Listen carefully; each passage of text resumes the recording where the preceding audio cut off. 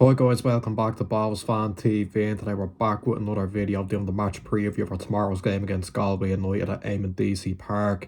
Feels like a while since we've last done a video. It's been 3 weeks, I think. That was our last league out and against Shamrock Rovers. A disappointing 2-1 defeat. We were disappointed with the result, but I think the performance was something to be positive about.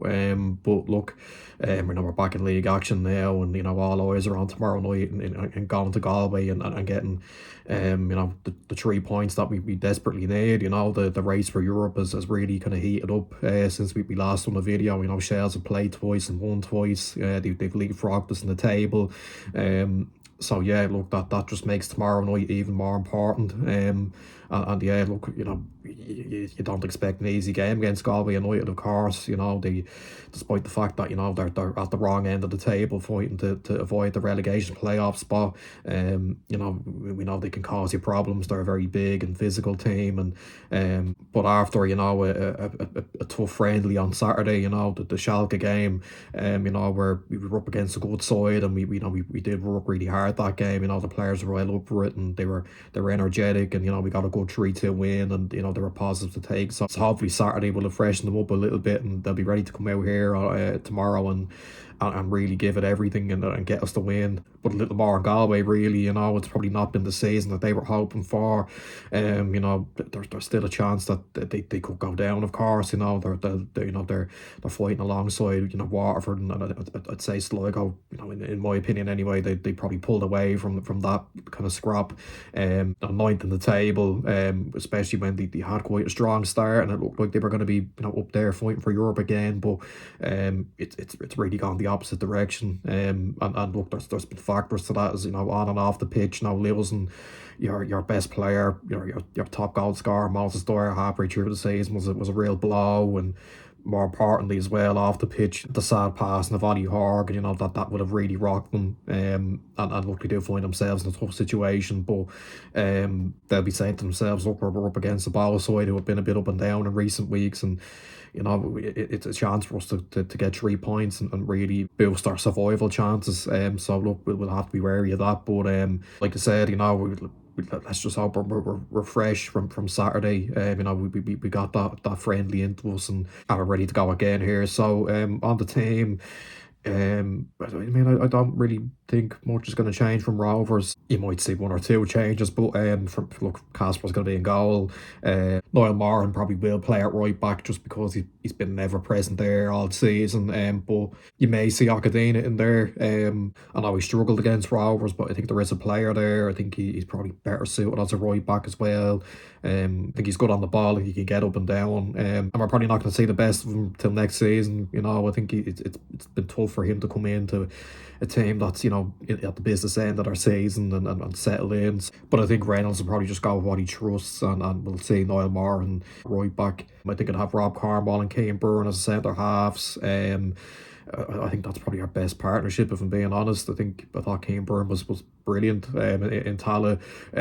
Cornwall, we know what he brings. Flores will be at left back. The midfield then, Clark and Defoy there in midfield in Tala. But I think I'd probably bring McDonald back in. I actually thought he done well when he came on in Tala, and look, I think he needs to be playing more often. I think his ability to break up play and get stuck in, I think, is what we like about him. So I think I'd have him in there alongside Dawson, and move Clark into the 10. I think I'd bring Tierney out onto the right for this one. I wasn't as impressed with Archie Meekison against Rovers as I was in previous games, and I like the Waterford game where he scored and done well that night. So I'd bring Rossi out onto the right, Dale Rooney on the left, and then Douglas James Taylor up front. So yeah, that's the team. And yeah, this is the start of a big few days for us. Going to Galway on Friday, then you've got Pats on Monday, and yeah, like we said many times in this run in, by hook or by crook, we've just got to get the 3 points.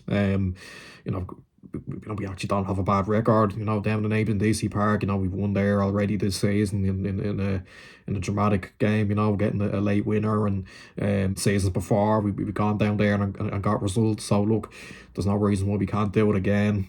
But we're off the back of a defeat. But look, the 3 week break maybe did it come at a bad time?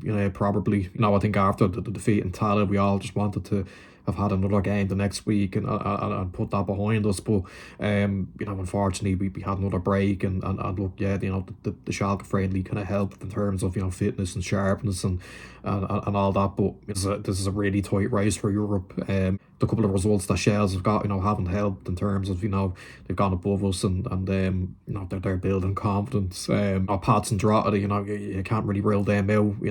Drogheda have a couple of favourable fixtures to come before the end of the season. Derry are 4 points ahead now. So look, you're probably looking at maybe 6 points might do it. And look, that it's absolutely doable. Of course it is. We can definitely go down to Galway tomorrow night and win. We can definitely beat Pats and Shells at home. And despite a poor record against them this season, we can absolutely go to Drogheda and win on the last day if we need to. We just got to hope that it doesn't come down to the last day. And look, we can only kind of help avoiding that by winning tomorrow night. And look, in terms of prediction, I expect to be quite a battle. Like we said at the start of the video, you can't really get anything easy against Galway. You've got to work for it somehow. Even the 3-0 win back in July, we kind of had to work for that one.